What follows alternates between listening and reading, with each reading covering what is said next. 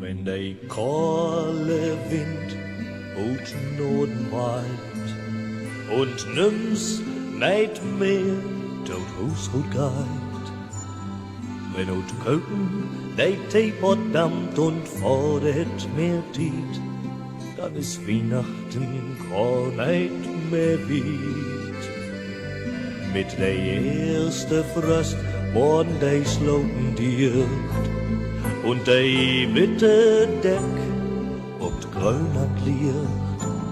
Dann kommt Schöbels Wandböhne rauf und de Kinder sind Lied, dann ist Weihnachten gar nicht mehr weit.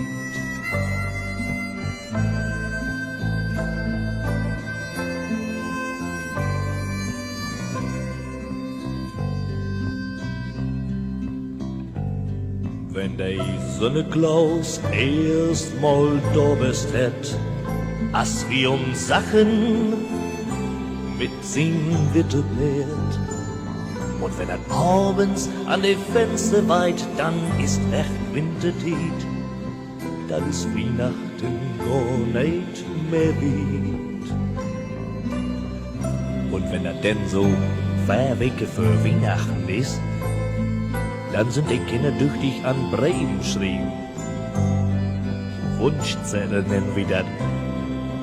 Und solche Wunschzettel, die sind manchmal voll besser geschrieben, als wenn ich Hausaufgaben für die Schule.